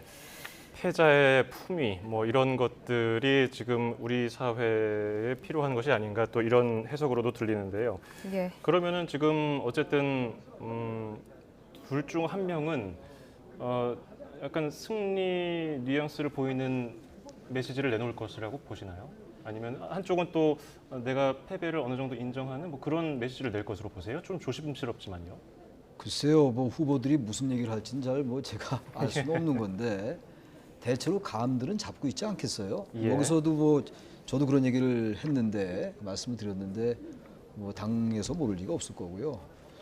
글쎄요, 아무래도 이재명 후보는 이제 원래 이제 기본적으로는 선거 결과를 아직 모르지만 어떤 결과가 나와도 겸허하게 받아들이겠다 이런 얘기를 할 가능성이 높지 않겠습니까? 예. 윤 후보 같은 경우도 마찬가지일 거예요. 이겼으니까 앞으로 제가 잘하겠다 이런 얘기는 아직은 이른 얘기고 그건 얼마든지 얘기할 기회가 있으니까 만약 당선된다면 이것도 그 전제로 하는 얘기입니다. 양쪽 후보를 현재 그 이제 개표율 그리고 나오는 저 득표율을 볼 때 그렇다는 얘기를 하는 거예요. 예. 그렇다면 양쪽 후보가 그런 식으로 상당히 겸손하게 자신의 입장을 밝히지 않을까 생각이 되고 당직자들 그리고 당원들 그리고 지지자들에게 일단 감사하다.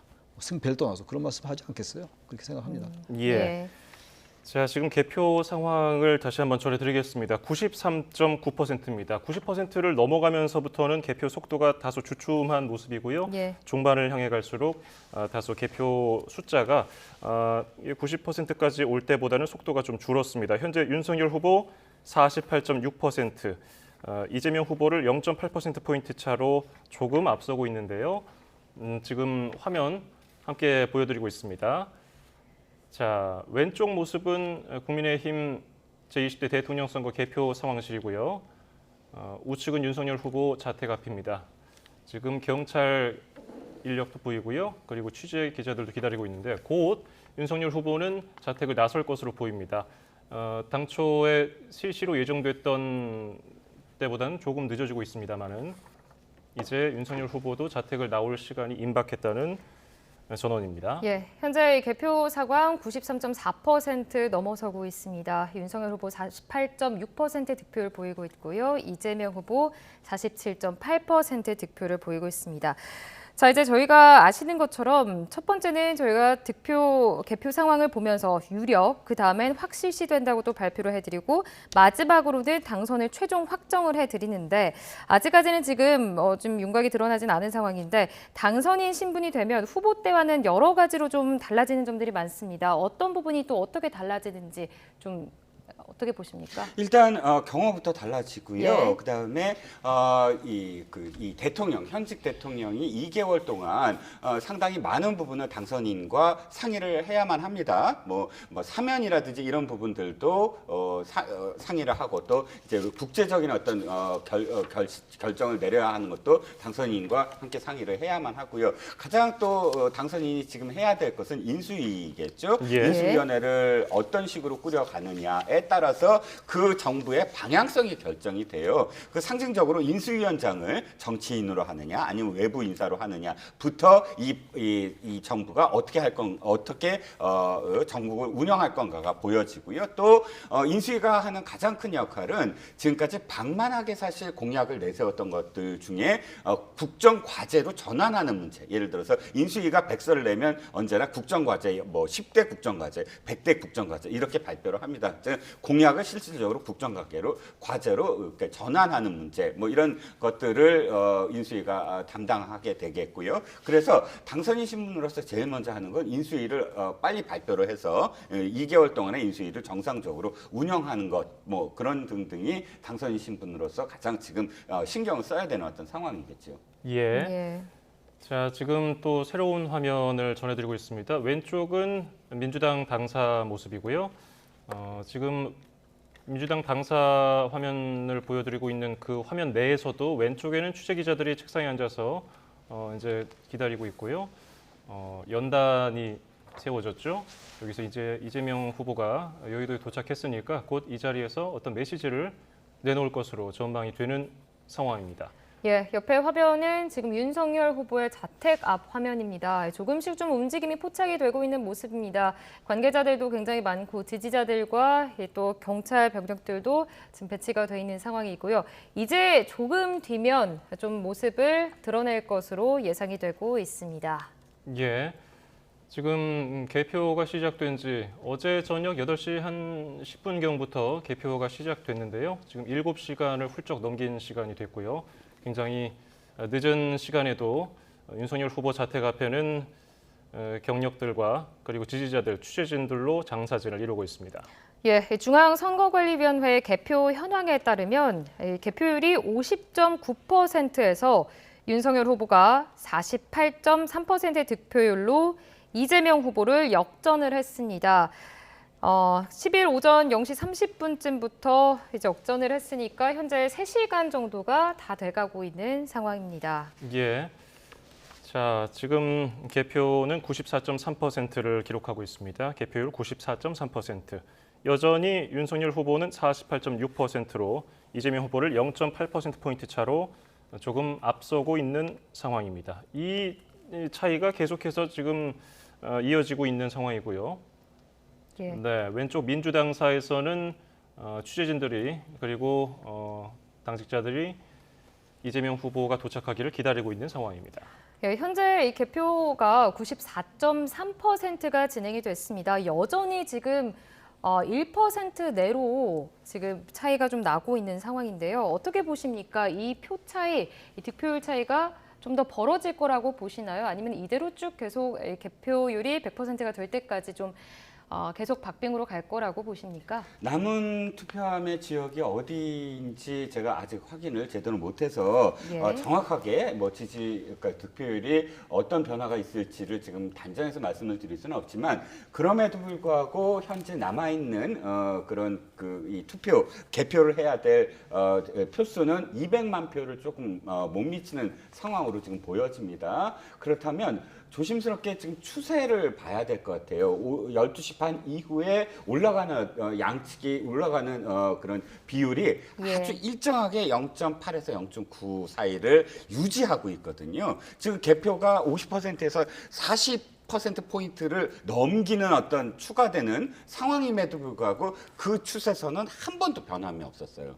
그런데 갑작스럽게 그것이 변화한다고 한다면 그야말로 남아있는 개표함이 특정 지역에 뭐 완전히 뭐 쏠리던가 또는 뭐 특정 후보한테 완전히 유리한 방향이 돼야 되는데 그럴 가능성이 사실 거의 희박하다. 왜냐하면 지금 어떤 특정 지역이 문제가 있어서 개표함을 굉장히 늦추고 있다. 이런 어떤 보도도 이루어지지 않은 상태에서 순조롭게 이루어지고 있다라고 보여지거든요. 그렇다면 먼저 들어온 이 투표함부터 개함을 하는 어떤 상황들, 뭐 이런 여러 가지 변수가 없는 상황에서 상수만 따지고 봤을 때 지금의 추세선이 변경될 가능성은 거의 없어 보인다. 예. 라고 말씀을 드릴 수밖에 없을 것 같아요. 지금 중앙선관위발 자료를 제가 좀 설명드리겠습니다. 전국 개표율은 94.5%고요. 서울은 91.5%, 부산이 99.1%, 대구는 92.25%,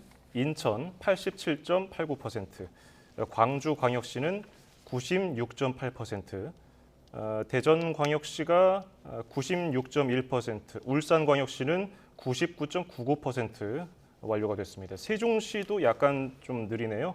86.11%, 인천도 지금 87%였거든요.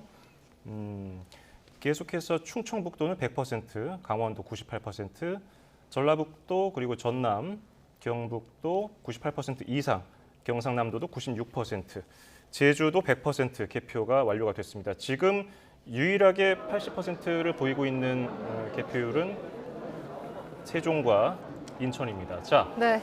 윤석열 후보 자택 앞 모습 지금 소리도 함께 들으실 수 있습니다. 네, 네. 곧 윤석열 후보가 나올 것으로 보이는데요. 네, 현재 화면에서 보시는 것처럼 박수 소리도 좀 들리고 있고요. 지금 윤석열 후보가 조금 있으면 좀 나올 것으로 좀 예상이 되고 있습니다. 움직임이 지금 포착이 된 상황입니다. 예, 카메라 촬영 기자들의 플래시도 터지고 있는 상황이고요. 다소 조금 전과는 달리 웅성웅성하는 소리가 조금 더 커졌습니다. 윤석열 후보 곧 국민의힘 당사로 출발할 것으로 보입니다. 예, 현재 이 자택 안에서 이 핸드폰으로 좀 누군가를 찍는 모습도 포착이 됐습니다. 조금 뒤면 이제 윤석열 후보가 모습을 드러낼 것으로 예상이 되고 있습니다. 예, 윤석열 대선 후보는 부인 김건희 씨와 함께 자택에서 개표 상황을 쭉 지켜봤습니다. 당선 윤곽이 드러나면은 당 개표 상황실로 이동할 거라는 계획이 있었는데요. 예. 네, 조금 전 들어온 이 속보 또 전해드리겠습니다. 윤석열 후보 국민의힘 당사로 곧 출발할 것으로 좀 보이고 있습니다. 예, 지금 지지자들의 환호 소리도 들리고요. 분위기가 조금 아까와는 달라진 상황을 볼 수가 있습니다. 예, 개표 상황실로 윤석열 후보가 조금 뒤에 이제 곧 출발을 할 것으로 지금 보이고 있습니다. 윤석열 후보가 개표 상황실로 지금 출발할 것으로 예상이 된다는 소식까지 들어온 상황입니다. 예, 윤석열 후보는 이제 집 앞에서 기다리고 있는 지지자들을 조우한 뒤에 개표 상황실로 이동을 해서 취재진들에게 선거 결과에 대한 소감도 밝힐 예정이고요. 이후에는 여의도 당사로 또 이동을 해서 지지자들과 인사를 나눌 것으로 보인다는 현장 취재 기자의 전언입니다. 예, 지금 이 개표 상황실의 모습과 함께 지금 자택 상황의 모습 지금 두 가지 화면으로 보여드리고 있습니다. 현재 이 시각 국민의힘 개표 상황실 당원 의원들이 모습 지금 보이고 있습니다. 조금은 차분한 모습이 또 보이네요.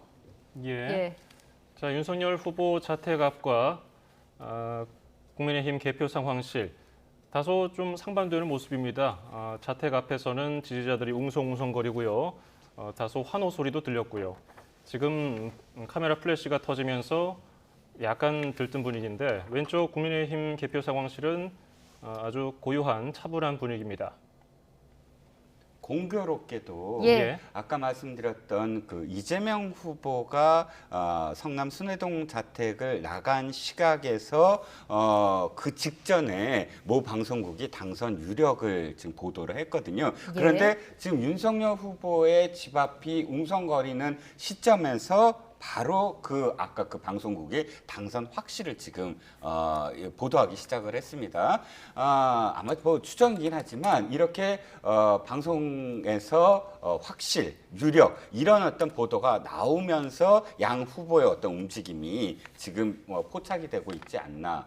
라고 생각이 되네요. 예. 지금 전체 개표율을 보면요. 94.8%고요. 윤석열 후보 48.6%, 그리고 이재명 후보 47.8%. 계속해서 0.8%포인트 차가 계속되고 있는데 표차는 전국적으로 보면 20만 3천여 표입니다. 예.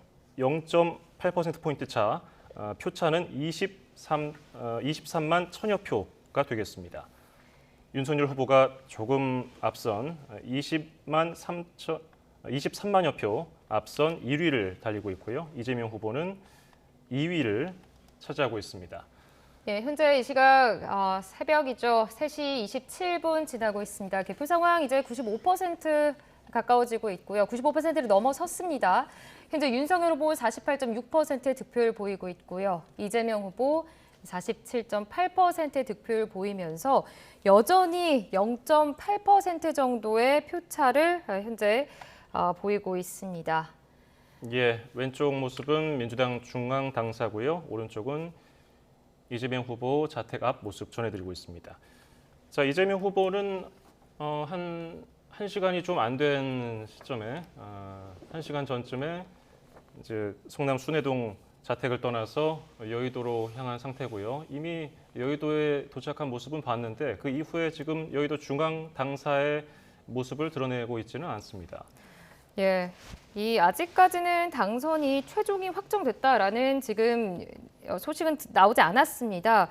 보시기에 이 당선 지금 상황으로 보면 언제쯤이면 좀 당선 확정이 될 거라고 좀 보십니까? 어떻게 전망하십니까? 지금 그 개표하는 상황을 봤을 때 예. 92%, 91%부터 굉장히 더디고 있어요. 예. 뭐 아시겠지만 한 40분 전 부터 90%는 이미 넘어섰는데도 불구하고 1%, 2%, 3% 포인트 올라가는 게 굉장히 더디거든요. 그래서 아마도 지금 인천과 세종 양쪽 80%대에 머물고 있는 이 양 지역에서 개표가 조금 늦어지는 게 아닌가 싶긴 합니다. 그 문제들이 만약에 해결이 돼서 양쪽 그 개표율이 90%를 넘기는 시점이 된다면 아마도 6, 7%대로 올라갈 것 같고요. 그 정도 되면 확실하게 확실이나 혹은 확정이 되지 않을까 싶습니다. 예, 예. 앞서 말씀드린 것처럼 전국적으로 개표율 95.29%인데 90%를 인천도 조금 전에 넘겼습니다. 이제 세종만 86.1% 개표율인데요. 최 교수님, 지금 개표 상황, 세종을 제외하고는 모두 90%를 넘겼고요. 정말 종반을 향해서 거의 다다랐다고 할 수 있습니다. 지금 상황, 추이가 아까 한 20만여 표였거든요.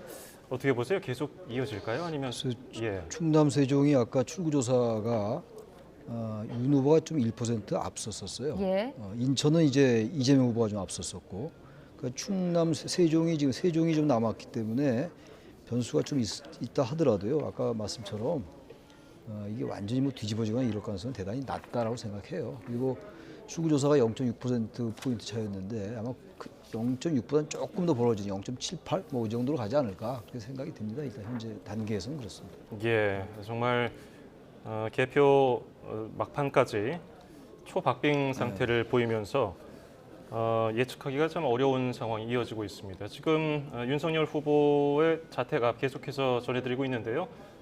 당초 3시에 출발하려고 한 것으로 알려졌는데 30분이 된 현재에도 모습을 드러내지 않고 있습니다. 네, 현재 개표 상황이 95.3% 넘어가고 있고요. 윤석열 후보 득표율 48.6%, 이재명 후보 47.8%로 여전히 이 오차 범위는 0.8% 차이로 굉장히 지금 적은 수치가 보여지고 있습니다. 지금 화면에서 보시는 것처럼 윤석열 후보 이제 개표 상황실로 곧 출발할 것이다라는 소식이 들어와 있는 상황입니다. 지금 이 경호팀 같아 보이는데요. 이 경호팀이 이제 에스코트를 준비를 하고 있는 상황으로 좀 보여지고요. 많은 지지자들과 또 관계자들 그리고 또 이제 경찰 병력들도 자택 밖에서 현재 대기 중인 상황입니다. 예. 자, 윤석열 후보도 그렇고요. 이재명 후보도 국회의원 경험이 없는 대선 후보로서 지금까지 달려왔고요. 긴 레이스 끝에 오늘 그 결과물을 볼 수 있는 순간입니다. 새벽 3시 반이 넘은 시간이고요. 개표율 95.6%. 양 후보가 곧 메시지를 내놓을 것으로 보이는데 아직까지는 저희가 기다린 시간에 비해서는 지금 모습을 드러내지 않고 있어서 언제쯤 모습을 드러낼지 예측하기가 어렵군요. 예, 윤석열 후보 자택 앞은 조금 전에 카메라 플래시도 터지고 지지자들의 약간의 환호성 소리도 들렸었는데 지금은 다시 또 잠잠해진 모습입니다. 네, 국민의힘 개표 상황실로 출발을 해서 서초동에서 이제 국회까지 가는 거기 때문에 긴 시간은 걸리지 않을 겁니다. 지금 시간 차량을 통해서 이동하면은 한 20분 정도 걸릴 것으로 보이는데요. 예. 아까 전에 이종근 정치평론가께서도 말씀을 잠깐 좀 해주셨는데 이렇게 초박빙의 승부가 계속된다면 한편으로는 좀 패배한 것으로 나오는 후보가 깨끗이 이 결과를 수용하겠다. 이렇게 수용을 하는 부분도 더 중요해질 것 같다라고 아까 언급을 좀 해주셨습니다. 네, 그렇습니다. 그 부분에 대해서 좀 어떻게 전망을 하십니까? 기억하시겠지만 부시 후보와 엘고 후보 이 후보 간에 굉장히 혼선이 빚어졌었어요. 당시 이제 득표율은 엘고 후보가 훨씬 더 많았는데도 불구하고 미국의 선거 제도 때문에 부시 후보 측이 예, 잠시만요. 지금 이재명 후보가 민주당 중앙 당사에 도착을 했습니다. 저기 사람 인파 뒤로 이재명 후보 모습이 보이는군요. 예. 자, 이재명 후보의 모습이 화면에 지금 보이고 있습니다. 민주당 중앙 당사에 현재 도착을 한 모습이죠. 현재 지금 지지자들의 이재명이라고 좀 외치는 환호의 목소리도 좀 들리고는 있습니다. 예, 이재명 후보 지지자들이 후보 이름을 연호하면서 지금 계속해서 이재명 후보는 인사를 하고 있고요. 지지자들을 만나면서 악수도 하고요. 중앙 당사로 들어가고 있는 모습입니다. 예, 이재명 후보가 현재 나오면서 박수 소리와 함께 또 지지자들의 목소리가 들리고 있습니다. 파란색 넥타이를 메고 자택을 나와서 지금 지지자들의 응원 속에서 민주당 중앙 당사에 현재 도착을 한 모습이 화면에 지금 보이고 있습니다. 예, 조금 전 2시 30분을 조금 넘긴 시각에 성남 순회동 자택에서 출발을 해서 예상보다 조금 늦게 중앙 당사에 도착을 했는데요. 어쨌든 지금 차량에서 내려서 더불어민주당 중앙 당사에 도착을 했습니다. 지금 당사 전경 입구 모습을 큰 화면으로 보내드리고 있는데요. 지지자들 응원 속에 민주당 중앙 당사에 도착한 이재명 후보. 잠시 뒤에 중앙 당사에서 어떤 메시지를 내놓을지 귀추가 주목됩니다. 저희가 이재명 후보의 메시지를 바로 생중계로 전해드리겠습니다. 예. 현재 이종근 정치평론가와 지금 나누고 있던 이야기 계속해서 이어가 보도록 하겠습니다. 예. 질문이 뭐였죠? 제가 여기 너무 집중하다 보니까 질문 상황에 대해서. 이 초박빙의 승부가 좀 계속되고 있습니다. 이 패배한 것으로 좀 보이는 이 후보 깨끗이 수용을 할 것인가 이 부분도 좀 가장 중요하다라고 아까 언급을 좀 해주셨는데. 네, 그래서 제가 엘고 후보와 이제 부시 후보의 일화를 지금 말씀을 드리고 있었습니다. 근데 엘고 후보가 사실 단안을 내렸어요. 원래는 다시 연방 대법원이 개입을 하고 하면서 이 상당히 오랜 기간 또 갈등이 빚어질 수 있었던 상황이었거든요. 근데 엘고 후보가 바로 승복을 하면서부터 다시 미국의 어떤 전통 그러니까 바로 승복을 하고 이 이 화합의 어떤 그 이 정치로 이루어지는 그런 계기가 됐거든요. 제가 조심스럽게 또 다시 말씀드릴 수밖에 없는 게 예. 이렇게 초박빙인데 또 뒤지고 있는 후보가 지금 무엇인가 말을 하기 위해서 지지자들 앞에 나선다라는 건 굉장히 조심스러울 수밖에 없잖아요. 예. 근데도 불구하고 나선다는 건 사실상 여기서 갑자기 뒤지고 있는 후보가 난 이겼다라고 이야기한다거나 혹은 이길 수 있다라고 이야기한다거나 그럴 가능성이 없지 않겠습니까? 바로 이재명 후보의 지금 그 연설이나 혹은 또 등장을 지금 바라보고 있는 건 이 상황 속에서 패배를 빨리 인정을 하느냐, 또 패배 인정만이 아니라 승복이라는 건 어쨌든 승자에게 어떤 뭐 축복을 한다든지 어떤 기대를 한다든지 이런 메시지를 하느냐, 이런 부분을 지금 지켜보고 있는 게 아닌가 싶습니다. 예, 예. 알겠습니다. 현재 개표율이 96%를 넘어선 상황입니다. 윤석열 후보 득표율 48.6%, 이재명 후보의 득표율은 47.8%로 여전히 0.8% 차이의 근소한 차이를 지금 보이고 있습니다. 개표율 현재 96% 넘어서는 상황입니다. 예, 지금 저희 YTN뿐 아니라 국내 언론들 그리고 지금 이 시간까지도 잠 못 이루고 계신 국민 여러분이 아마 이 상황을 기다리고 계실 것으로 보입니다. 이재명 후보 당사에 도착을 했고요. 곧 앞에 보이는 연단에서 메시지를 내놓을 것으로 보입니다. 취재진들도 지금 자리를 하고 있고요.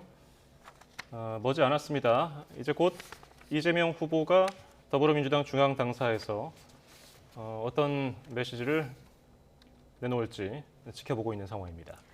예, 기자회견이 이어질 예정인데요. 예, 지금 더불어민주당 이재명 후보 조금 전 그 영상에서 민주당사에 도착하는 모습이 포착이 됐습니다. 이제 정말 얼마 남지 않았습니다. 곧 기자회견이 열릴 것으로 지금 보이고요. 네, 현재 지금 기자들과 또 관계자들이 좀 기다리고 있는 상황이 보이고 있네요.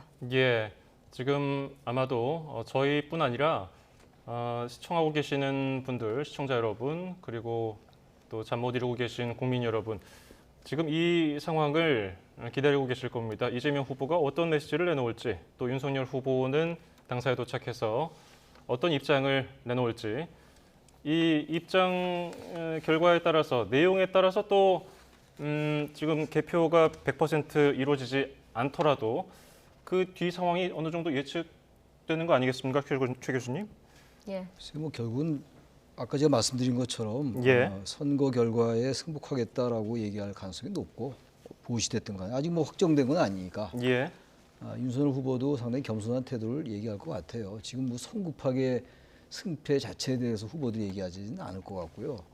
앞으로 이제 어떠한 이제 워낙 지금 박빙이니까 뭐 박빙이란 말을 이번 선거처럼 이렇게 많이 해본 적이 없는 것 같아요. 앞으로도 계속 할 것 같은데 박빙도 뭐 초박빙이죠. 이런 정도면은. 예, 후보들도 대단히 조심스럽다. 이긴 후보도 그렇고 패배한 후보도 그렇고 서로를 정말 존중해야 된다. 이런 생각들을 하고 있을 거고 아마 그런 그 인식의 바탕에서 말씀들을 하지 않을까라고 생각을 합니다. 예. 자, 저희도 굉장히 조심스러운 상황이고요. 앞서 국민의힘 개표 상황실도 그렇고 지금 민주당사 앞도 그렇고요. 지지자들의 연호가 있었습니다만은 그래도 조금 차분한 모습이 아니었나 저는 그렇게 개인적으로 느꼈는데 이종구 평론가님은 어떻게 보셨어요? 지지자들이 이재명을 연호했지만은 약간 좀 그렇게까지 큰 연호였는가 뭐 이런 분위기까지 느껴졌었는데. 그것도 그거지만 사실상 이재명 후보가 지금 아직 등장하지 않는 건 예. 바로 그 의원들이라든지 혹은 이 선대위 이 관계자들을 지금 또 만나고 있지 않나 싶어요. 예. 왜냐하면 저는 아까 상황실에서 의원들이 일어서는 장면이 좀 낯설었어요. 그럼에도 불구하고 끝까지 좀 자리를 지키는 그 당직자들이 있어야 되는데 거의 동시에 일어났거든요. 왜 그런가 싶었더니 이재명 후보가 상황실로 가지 않고 바로 이 지금 기자회견장이 설치되어 있는 이곳에서 기자회견을 할 것으로 보입니다. 그렇다면 의원들 거기서 계속 앉아 있을 이유가 없었던 것으로 보이고요. 일단 원래 이제 그 당선자든 아니면 뭐 또 패배자든 상황실에 가서 함께 있는 당직자들을 뭐 위로한다든지 또 위무한다든지 격려한다든지 이런 장면들이 연출되면서 첫 번째는 국민들한테 드리는 메시지여야 되고 두 번째는 자신과 함께했던 선대위 관계자들에게 고생했다라고 이야기해주는 그런 시간이 돼야 되거든요. 그런데 그런 상황실에 가지 않고 이렇게 기자회견장으로 이 기자회견을 바꾼다는 것도 사실상 좀 내용이 무거운 어떤 내용이 아닐까 예. 좀 점쳐보는 거죠. 예. 자, 이재명 후보 곧 민주당사 도착할 예정이고요. 예, 잠시 뒤에 이재명 후보가 그 당사에 도착하면은 저희가 전해드리도록 하겠습니다. 예. 예, 지금까지 대선 상황과 관련해서 긴 시간 우리 최창렬 용인대 교수 그리고 이종근 정치평론가 도움 말씀해 주셨습니다. 여기까지 듣죠. 이제 두 분 고맙습니다. 네, 고맙습니다.